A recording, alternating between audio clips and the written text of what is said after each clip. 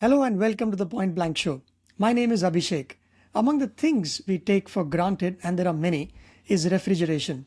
We live in an age of indulgence where we can order snacks on a few taps of our smartphone and it gets delivered to us within minutes. Little do we know, or little did I know until I read Frostbite around what happens to the food from the day it leaves the farm to the time we consume it. Frostbite, How Refrigeration Changed Our Food, Our Planet, and Ourselves, is a fascinating read about the history of what is arguably among the most important inventions of the century. And joining me to talk about her brilliant book is Nicola Twilley. Thanks very much for joining in, Thank Nikki. you for having me, and thank you for the kind words about the book. I'm so thrilled you enjoyed it. Oh, absolutely. It's right here. The hardbound, which is being delivered in India, by the way, for those who are interested. Um, the first very obvious question to you, Nikki, is that journalism is a fascinating profession. It takes people to wonderful places, sometimes hard ones too, including war-torn countries, or to places like, parks or deep seas or even haunted houses. Yours took you to some weird, frigid zones. Tell us about it. It's true. I became like you hear about Scott of the Antarctic and Ernest Shackleton and things, and I became that person for what I call the artificial cryosphere. So not the natural cryosphere of poles and glaciers, but the artificial one that we built for our food to live in. And that's really how the book started, actually, just out of curiosity. I wanted to see these spaces that we had built for our food to live in that most of us never see. It just struck me as sort of, wow, we've built this entire mechanical winter. It's out of sight. Let's go look at it. So I visited orange juice tank farms and cranberry warehouses and meat lockers and banana ripening rooms and avocado ripening rooms, which are different, and underground cold storage warehouses and multi-story automated cold storage warehouses and regular standard cold storage warehouses and refrigerated shipping containers and you name it. It's funny. My husband is also a writer, and so whenever we were traveling, I would just drag him along. I would say, "Oh, look, nearby there's this, this cold storage warehouse. Let's go visit." Yeah. And he really feels the cold. He hated it. He was like, "Can your next book be about saunas and tropical islands?" He was so But miserable. yeah, but these are really cool. I mean, although you're making light of it, you're having a good time talking about it. It must have been tough in there. Could you give a couple of experiences of your first day of walking into what would have been nothing less than Siberia, perhaps, in the coldest of weathers? I think when it really, really hit me is when I was working in a cold storage warehouse. Before that, you're visiting. Yes, it's Hmm. freezing. Yes, your nose is dripping and your fingers have stopped working and you can't read your notes afterwards because it's so cold. Yeah, yeah. But it's just temporary. You're just visiting. But what I Hmm. really wanted to do for the book was get an understanding of what it's like to actually work in these places because people have to so that we can Hmm. eat the way we eat. That's not an experience I think most of us understand. And so I spent a week doing shift work in the refrigerated warehouses that are nearest to me in Southern California. And just it just never stops being painful. The guys Hmm. there, they told me you do get used to it, and you do a little, but at the end of your shift, it is so just the transition back into, the warmth of Southern California, it's actually physically painful. The thing about cold and its effect on the human body, it's really interesting. It's not just, you lose the feeling in your extremities and your nose turns red and drips and if you wear glasses, they steam up. If you have facial hair, it gets little icicles in it. Those things are normal. We know those things from being in cold climates or going, if you go to a wintry place. But if you work in there, it has other effects, and you realize that prolonged exposure to the cold actually slows down your thinking. And this is a physiological phenomenon. Mountaineers call it cold stupid. Doctors say that you're getting the umbles. You grumble, fumble, stumble, and mumble. But the people who set the work plans for refrigeration warehouse workers will take what you could do at ambient temperature and then give you extra time, because everything slows down. You find yourself thinking more slowly, moving more slowly. Everything works more slowly in the cold, so tape doesn't work well. Lubricating oil for the machinery gets sort of gunked up and sticky rather than, smooth. It's just a difficult environment. The floor is slippery because it's covered in ice crystals, so it's very dangerous. You're on these forklift trucks that sort of can spin out of control quite easily. It's one of the most dangerous places to work. And then you're just sort of, it just sort of slows you down. It's one funny thing is that I discovered is that scientists looked into why sharks and orcas and sort of these great predators of the ocean cluster in the coldest parts of the ocean. And it's not because they like cold temperatures. It's because the other fish that they want to eat, their prey, is slower and more stupid in the cold. Yeah. So it really is a real sort of phenomenon. And there are other physiological responses to the cold. It sort of boosts levels of a stress hormone. It reduces your immunity and makes your muscles more prone to tear and get sort of tweaked. There's real biological, physiological consequences to that work, but it's also just hard. So not exactly Christmas then. No. No. At the end of my shift, I was just like, gosh, I'm so glad. You think writing a book is hard. No. Working in a refrigerated warehouse is hard. And I don't think enough is talked about this profession as a dangerous one. Now that you say there are truck drivers who drive on the dangerous roads, and India gets profiled there in the Himalayas quite often. You have the deep sea cables. When something goes wrong, you need to fix them. That's a dangerous profession. You've got those who climb the Mount Everest, but not so much this bit that you just talked about. It's dangerous in that even when you have to stack things, if you slip, you write in your book that it could have a domino effect, and it might bring the whole warehouse down. So it's quite complicated. Warehouse work is one of the most dangerous professions in the US already, and then put it in the cold, it does become really quite dangerous. And you do read, because a lot of the old refrigeration warehouses are supported on the racking. That's how the ceiling is. That's the structural support. They don't have internal walls. They just have this racking. So if you crash into the racking with your forklift truck, like you say, you can bring the building down. So it's the guys, while I was working there, all showed me YouTube videos of this happening to put the fear in me.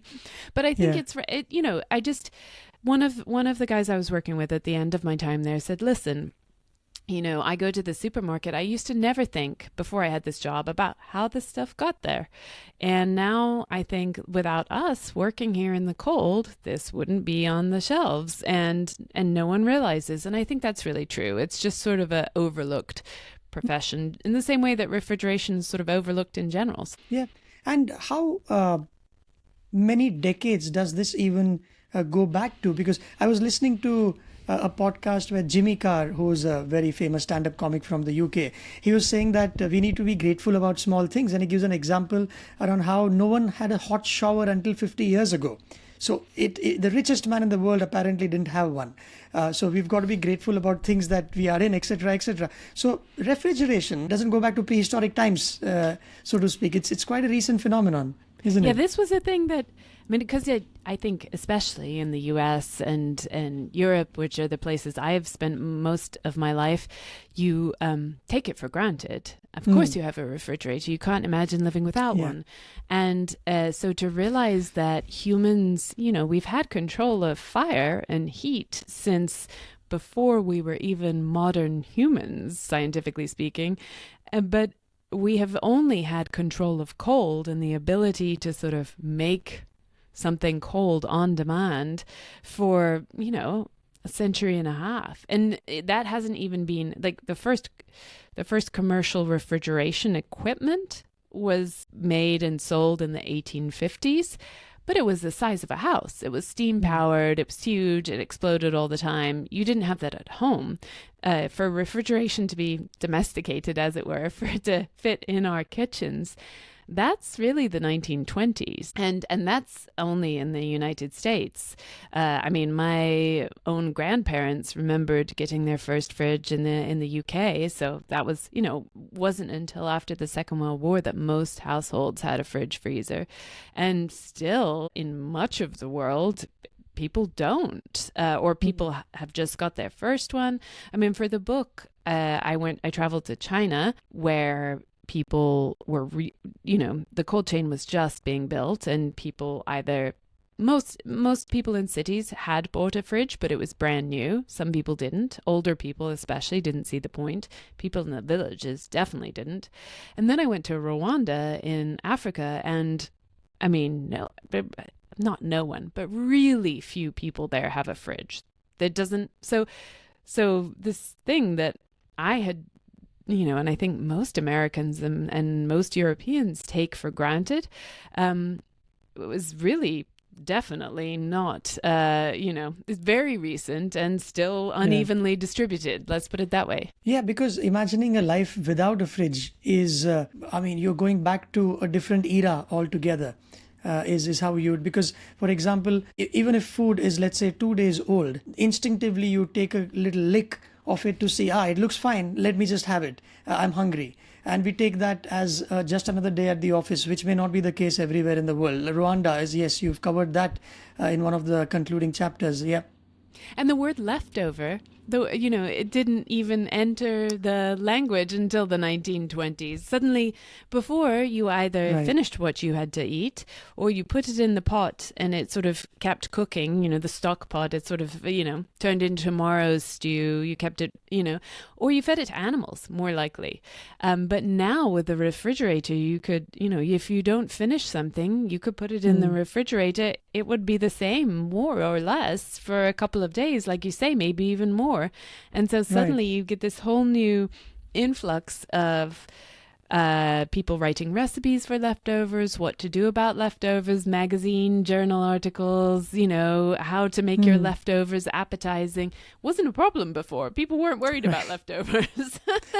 So it's really, that's just one of the ways it sort of changed how we eat. But it's really interesting because, again, today it's sort of, especially in the West, refrigeration sort of hold on us is so complete that it's hard to imagine the past. If you could give a sense of how big this industry is, or just to get a tomato in our to us as consumers, where if you could trace the path of any fruit or anything that you've been following, just to give the complexity of the entire supply chain, if you could paint a picture. Well, the banana is the classic example because, people think of bananas as not refrigerated because you don't put them in your refrigerator at home. But actually, they're the ultimate refrigerated fruit in that, they went from this tropical curiosity that most people, if they didn't live in the tropics, would never have seen or tasted. When a banana palm was put on display at the World's Fair in Philadelphia in the 1876, the Centennial Exposition, it had an armed guard and a security fence around it because it was such a rarity that people were trying to steal it. So, and now the banana is the most popular fruit in the entire world, the most consumed. And so the difference is refrigeration. That is entirely what has made the banana into this global powerhouse from being this tropical rarity. And what happens is, the banana is picked while it's green and unripe. It's called the banana's green life. And you harvest it and you put it, you refrigerate it immediately. You do something called pre-cooling typically, which is this is something that if you haven't grown your own food or been on a farm, you might not realize, but when you harvest fruits and vegetables, they're hot. They have what's called field heat. They're warm to the touch. They've been out, metabolizing in the sunshine and they're not cold. They're warm. Right. And you have to get that heat out of them as soon as possible. The way refrigeration works for fruit and vegetables is it's it slows down how fast a fruit and vegetable is metabolizing. So when you harvest a fruit, a banana, it's still breathing, which is weird, but it is. And it, like humans, it has a certain number of breaths it can take before it dies. And the trick is to slow down how fast it breathes so that it can live longer, basically. And cold does that. Like, I said that cold makes everything slower for humans. It does that for fruits and vegetables too. It makes them breathe more slowly. You can literally see it. If you hook them up to sort of sensors, you put them in the cold, they're just like, and it's a hibernation. So you harvest the bananas when they're green. You pull the field heat out of them in pre-coolers, which is usually just blast fans that are just kind of really powerfully pulling air through to take the heat out of the bananas. You store them and ship them under refrigeration. And then no one wants to buy a green banana. They want to buy a banana they can eat that's nice and yellow. So what you have to do, the other end, is ripen them artificially. They would have ripened naturally on the banana palm back in tropical countries, but you can't ship a banana when it's ripe. It will squish. So ship it when it's green, ripen it at the destination. And so you get these special places called banana ripening rooms, which have this whole choreography of blasting bananas at a particular temperature with a plant hormone called ethylene, which has its own weird history that I get into in the book. But you do that to make them ripe enough so that you can ship them out to the shops where they'll be sold within a couple of days. So it's this whole delicate choreography of matching kind of supply and demand and the ripening to get them into the shops. And it's just sort of astonishing the effort that goes to get this very ordinary. I mean, you can buy a banana at a gas station. It is not a fancy fruit, and yet it has this entire effort behind it. And it's similar when you dig down into any fruits and vegetables. The funny thing is they're all slightly different, so they all have their own particular supply chain and their own handling conditions. I sort of started thinking about them like pop stars. Pop stars will have a writer saying, oh, I want this in my green room, this, I must have this music playing and this food available. Well, fruits and vegetables are kind of like that. They all have their own very specific handling requirements. And that's what it takes to get us, the products from all over the world, all throughout the year. I mean, there's a food writer who's a British food writer called Joanna Blythman who calls what we see in the supermarket permanent global summertime. And that's what it is. It's like we have endless abundance, like any season from anywhere available anytime. Even Lincoln, you're right. Abraham Lincoln also couldn't ever taste a banana, perhaps because of the same reason that he just, you couldn't get him or anyone from that era ship the product without it being, without it perishing on the way. Then that's the thing. You have to keep it cold to keep it green, and so especially before steamships. So when people were still using sailing ships, you couldn't get from the Caribbean or Central America up to the U.S. fast enough. The bananas just wouldn't stay green. They rotted en route, and so then. Because they will ripen eventually, even without ethylene. The ethylene is just to choreograph sort of supply and demand and make sure they're perfectly ripe when they hit the supermarket. So, yeah. Who do you think, is there one individual who deserves credit for a groundbreaking invention that has led us to where we are? Or was it a series of contributions by different folks? Because in cars, we know it was Henry Ford. And it took a while before... the wheel was invented back in whenever that was 3600 BC. And it was, I think it took a while before you had some, wooden vehicles that were pulled by animals. That was only in 1800. And much later did we get the real car. But we had a name to it. So is there anyone who can take the credit or multiple folks? I think even as you're saying with the car, yes, we know Henry Ford, but someone had to invent the wheel first. So there are multiple folks. And one of the things that I think I try to do in the book is sort of tell some of the key people's stories.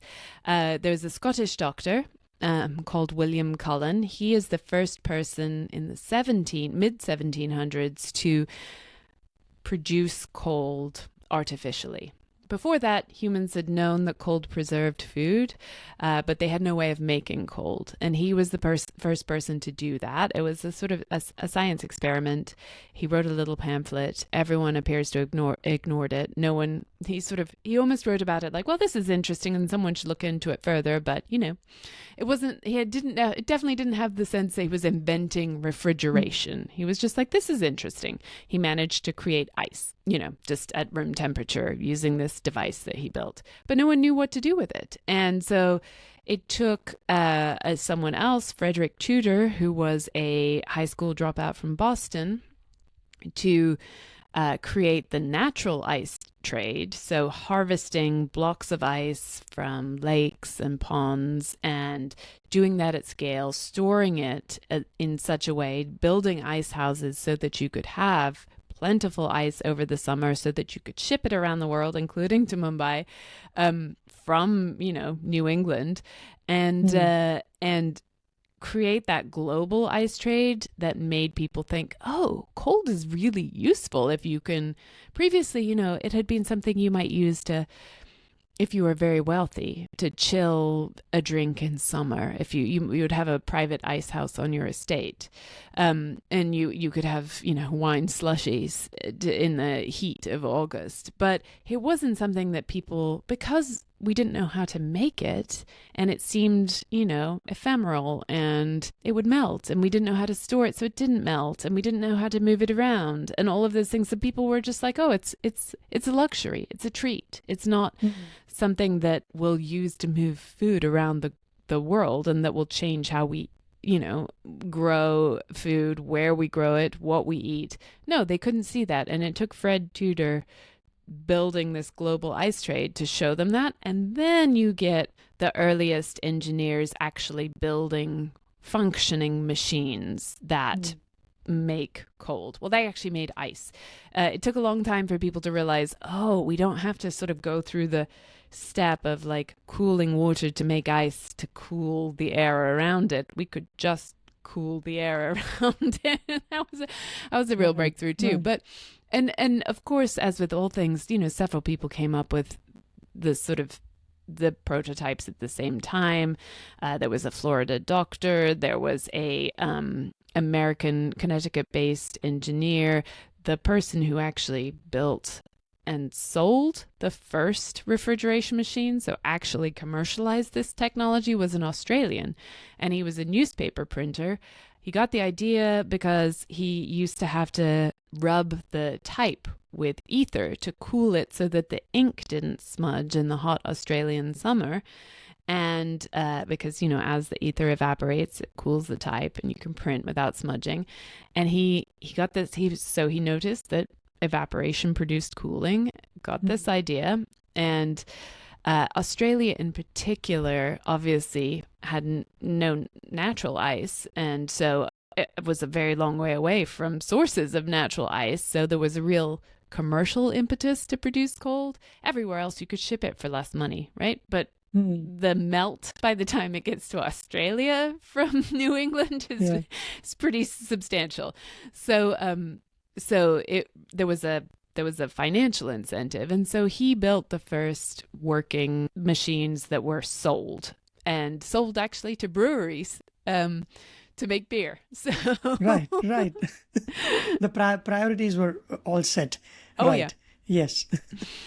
And was there any initial skepticism to the whole thing by people who thought, are we playing God? Are we trying to intervene with the natural process of, decay and decomposition? Should we even have this? Will it hurt our intestines? Because for cars, and you're right, I think it would be wrong to say that Henry Ford was the first one. Now that you say, there was a series of people who came in, and I think it was even Benz who got the first prototype, which had a tricycle, if I remember correctly. But yes, it's were a bunch of folks. But coming back to this one, even for cars, there was a cartoon at the start when cars were just introduced, the passenger vehicles, of a grim reaper driving the car because of accidents that were happening.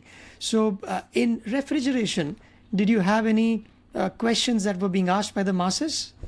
You did. And amazingly, you still do today in places where refrigeration is not as widespread. People think it is immoral because we are interfering in the natural process of decay and decomposition and, making ourselves as God. People thought it was bad for your health. How could this food be truly fresh? Think about it. For all of human history, you would have known if something was fresh because it could only look fresh if it had been harvested within a day or so and within a few miles or so of where you were. Like there was just no way to kind of fool someone.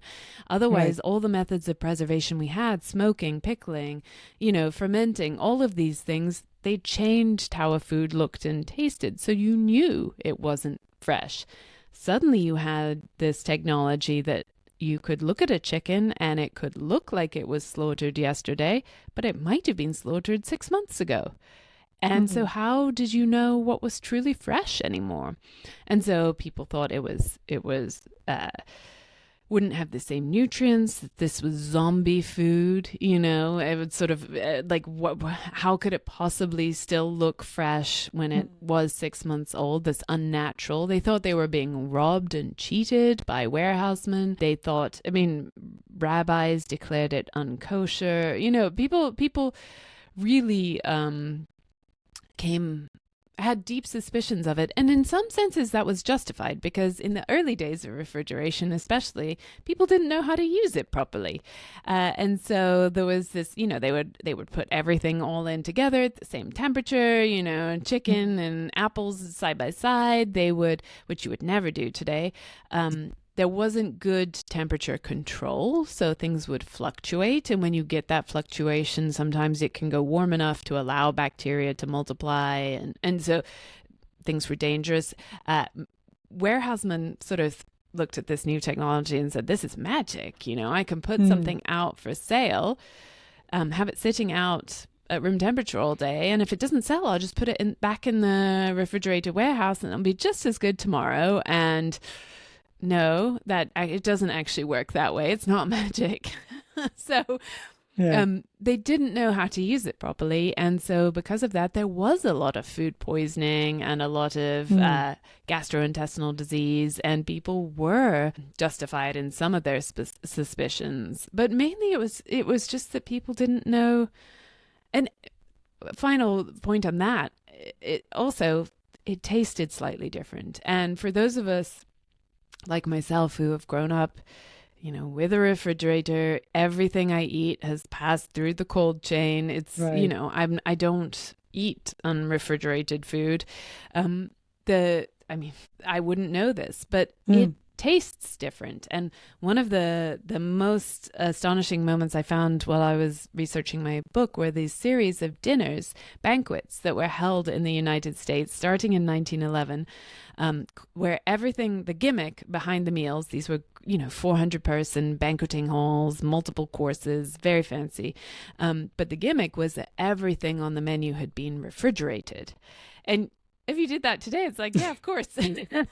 Everything's being refrigerated. Yeah. You don't have to tell us. We know. But then it was sort of like, wow, this is the apple, and the menu was printed out saying which cold storage facility they'd all been stored at, and this, that, and the other thing. And people were nervous before the first meal. You read accounts and there was sort of a frisson of excitement in the room, the anxiety.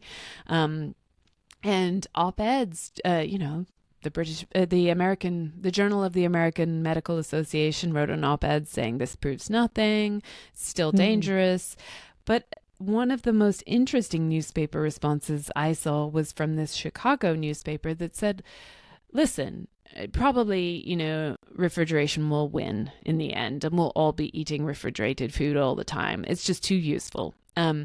And the only consolation is that soon future generations won't remember what unrefrigerated food tasted like, and they won't know what they're missing. And when I read that, I was like, oh gosh, because that's us. We don't know. That's us. Yes, Yes, right. that's us.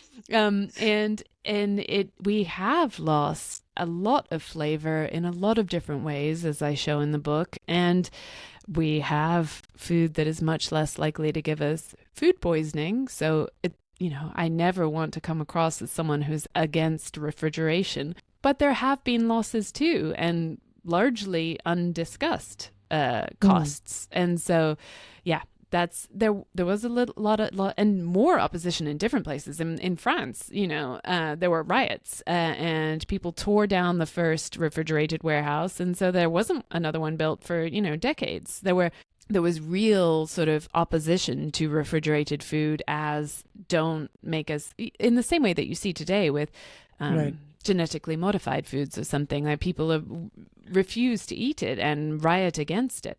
And still today in Rwanda, I would see with the food sellers told me if they buy rejects, so things that are not considered top quality for export, from the government export facility, which is one of the only refrigerated warehouses in Rwanda, still perfectly edible and good and delicious, but not, the perfect, green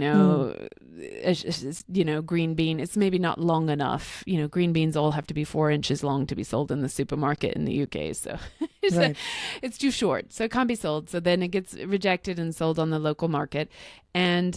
But it's being stored in a refrigerated warehouse. And the food merchants told me they have to sit it outside in the sun before they can sell it locally, because the local Rwandans don't want to buy refrigerated food because they don't trust it. And the irony is that today we have refrigerators at our homes, but you write that the consumption of fruit has actually gone down, which something which is considered to be healthy for whatever reason, and by a pretty big margin. And even I've got a 5-year-old son, so oftentimes the teachers tell all the parents to get at least one fruit in the tiffin box, so that there is some amount of fruit that goes in, because they know they are not eating fruit at home. We may as well get them to eat it at school. Yeah, it's funny. People think that refrigeration must have improved our health because now we have access to all these fruits and vegetables from all over the world, and they're just fresh in the shop. But there's no good evidence that it has increased our fruit and vegetable consumption. Really, it has definitely increased meat consumption, but we now know that that is not particularly good for our health, especially red meat. And that was the big increase. And, butter and things like that, all very much increased, but there are downsides there. I have a whole chapter in the book where I try to tease out, like, has this been good for us? Because it's an important question. You transform our diet this significantly, we should look at whether it's been good for our health or not. It's very hard to answer because of all the other transformations that have gone on at the same time, both within the food system and outside it. I mean, we have antibiotics, we have water treatment. It's a very difficult thing to tease out. But I think, again, the one thing that it's safe to say is that there have been both costs and benefits. So people eating fewer fermented foods, for example, we now know that is incredibly bad for our guts, which turn out to be very important for our health overall. And so you can see the reduction in consumption of fermented foods when you bring in refrigeration, because people don't have to preserve things that way anymore. And so we have definitely done our guts a disservice, for sure. Yeah, I think, is there a line that says you are what you eat? Yeah. I wonder if there is one. You are what you read, among other things. But I also found from your book that you are what you keep in your fridge as well. So there is a little section, an amusing section of your book that talks about somebody judging you based on what's in your fridge. And there was a site, was there? A website which, what did it do? So, I mean, this is, obviously I love Los Angeles, so I live here, but it is a ridiculous place. And one of the ridiculous things that happened here was that there was a fridge dating guru. And he set himself up as an expert. So two services he offered. One, you could submit a photo if you were newly dating somebody and you submitted a photo of their fridge and your fridge, he would give you a compatibility rating. And website was checktheirfridge.com, I think. And then also you could browse fridges and see if there was anyone who appealed to you based on their fridge alone. And the idea was basically like, if their fridge is right, they are right, and you will be right together. And yes, you are, as you say, you are your, show me your I don't know, fridge, and I will tell you who you are. And Yeah. I think, obviously, I submitted a photo of my fridge to get an evaluation. It was a little bit, of a false picture because I am married. And so my fridge is not, it's not just a reflection of me. And so, but I have to say I did very well. I scored very highly. Did I just feel that you're throwing your husband under the bus? I know. By saying that it's not just me, it's two of us. Yeah, well, all the good parts of me, and it was a very the John Steinberg, who is the fridge dating guru. He was like, your fridge is very dateable. So I, it's nice. You get a compliment, you take it. It was exciting. But he gave me a sort of personalized fridge review, walked me through some of the sort of things he was looking for. We talked about how you can judge a person from their fridge. But in reality, I mean, I think it's quite difficult. The New York Times did a really interesting online thing in the 2020 election, I believe it was. I might be wrong. It might be the one before, but whether you'd see whether you could differentiate between a Republican or a Democrat based on their fridge alone. And, it just really draws on your stereotypes. So I'm seeing like meat lovers, meatball supreme pizza. I'm thinking, oh, it's a Trump voter. Not necessarily, So it is. But it's fun though. It's a fun thought, isn't it? Because I mean, how you keep your wardrobe, or what clothes you wear, it's still outside. Now, wardrobe is still inside. Fridge could be another one. I mean, what is it that you consume? I know. It's like how well it's stacked. I used to look at people's bookshelves, but I think your fridge has some clues, like hygiene, definitely a key marker there. Your tidiness. I got a lot of points for having my Tupperware. My leftovers were in Tupperware, neatly stacked. So you can see how adventurous someone's eating is, by what they have in there. It gives you a lot of good clues. It's silly, but it's also quite fun. The first thought that comes to my mind is to fix this library right behind me, because not everything is in order there. Yeah. At least you don't have it organized by color coding. When I see that, it's a major red flag. Anyway. Oh, well, half of them are Peppa Pigs sitting there, and the other half is just pretentious that I'm doing this podcast. People should think that I sound intelligent by reading all those books.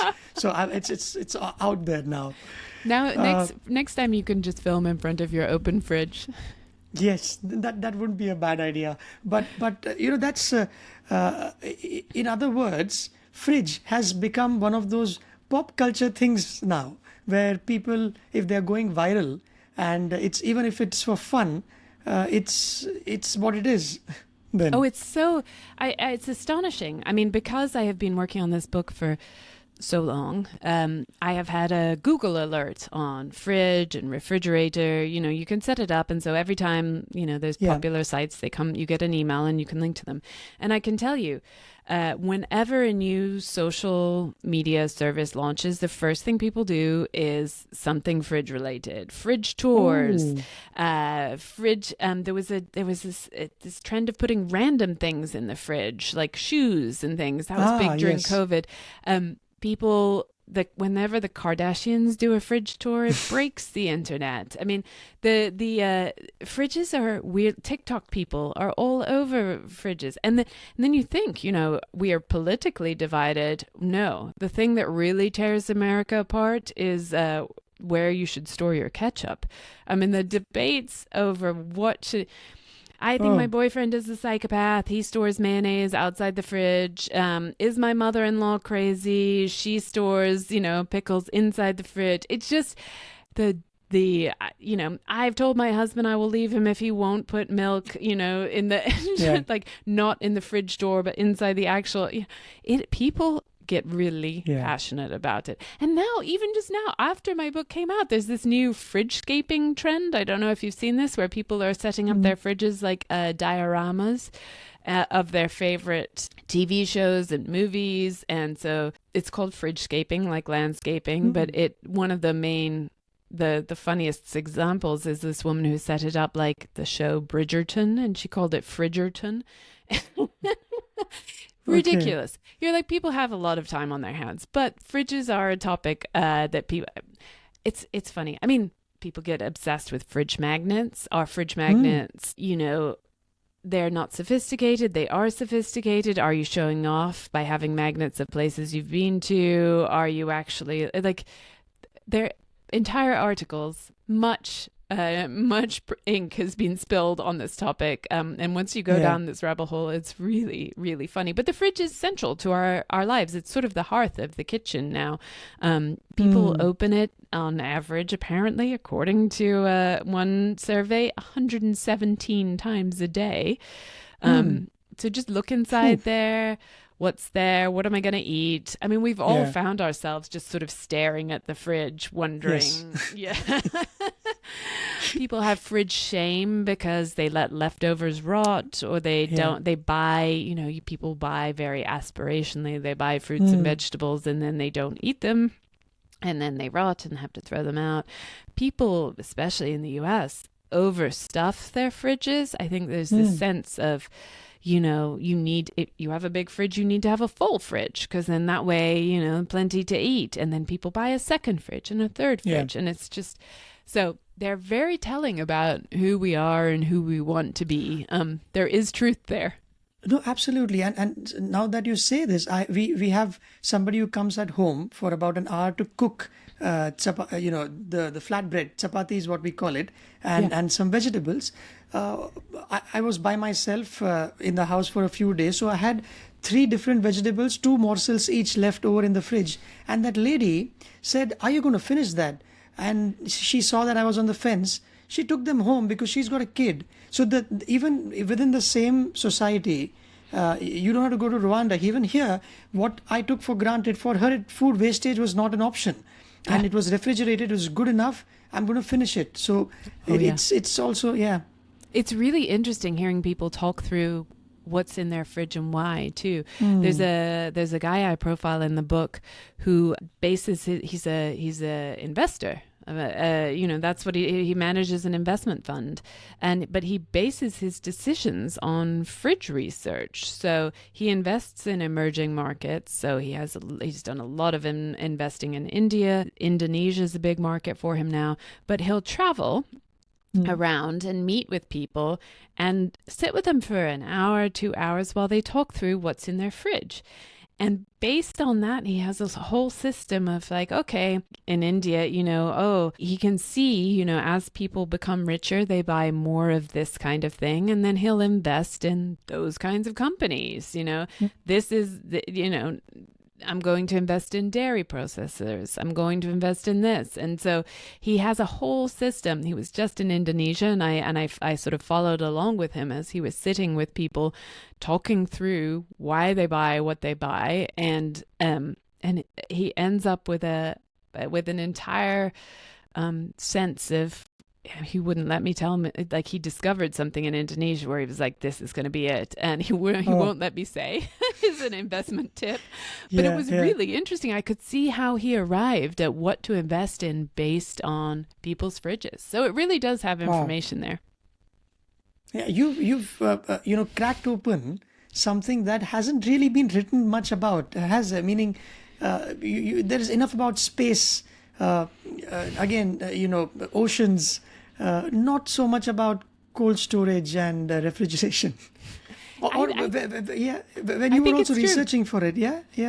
I mean, there have been books. There's obviously books about, how refrigeration works, like textbooks for engineers and so on.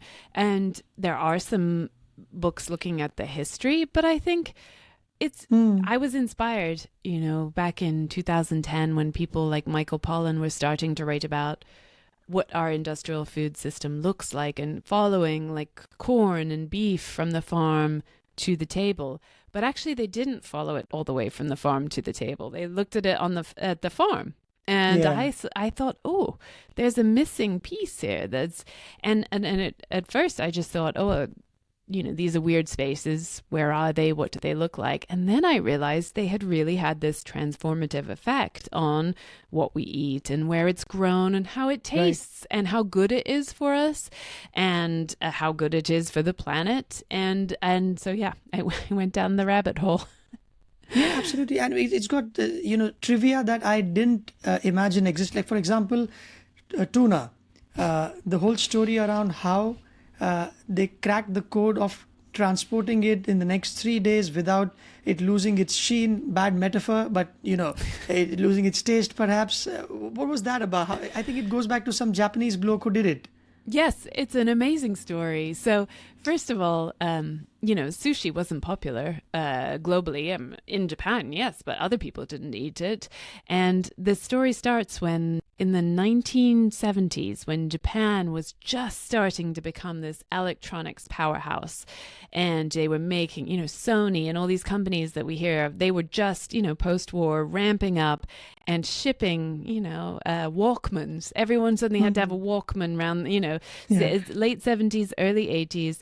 And Japan Airlines is shipping all of this expensive high-end electronics in its cargo, and it has nothing to bring back. There's no, what is it going to put in the cargo hold on the way back? So this one guy was charged with finding a high-value item to bring back. And the Japanese had recently sort of developed a taste for bluefin tuna. It traditionally wasn't a highly prized sushi fish because it's quite red and meaty, and sushi was more delicate. But post-war, the Japanese had been introduced, as the world was becoming more Americanized, they had started developing a taste for steak and so on. And so bluefin fit in this new trend. And he discovered that off the coast of Canada and New England, bluefin was abundant, but there was no market for it. It was, if anything, being sold for cat food. And so he thought, if I could get this back to Japan, sell for fortune, how to do it. Because for sushi, it has to be in perfect condition, you can imagine. And fish, keeping it fresh, it's tough. So there's a whole saga. He hired a couple of Canadian coffin makers to help him, and that's why to this day the containers that tuna are shipped in are called coffins. But he tried a variety of things. One method he tried because a friend told him that people who committed suicide with carbon monoxide poisoning had very, very red flesh. And he thought, well, maybe that'll help keep the tuna flesh, that perfect kind of cherry red that people are looking for. Didn't work. He used insulated them in polyurethane foam, didn't work. Tried a lot of things that didn't work at all, but made it work. And the first tuna, were taken out of their coffins at Tsukiji at the big, fish market in Tokyo. And everyone was like, wow, these are perfect. And before you knew it, obviously not before you knew it, but, and within a decade, tuna were on the endangered species list because so many of them had sort of taken flight. And ended up as high-end sushi that there were none left in the ocean. So it's this weird sort of thing where something that happens on one side of the globe and then the other, it's connected to another side of the globe, and the impact is never quite what you expect. And like I say, I love sushi. I love bluefin tuna sushi. There are amazing benefits to refrigeration, but also costs.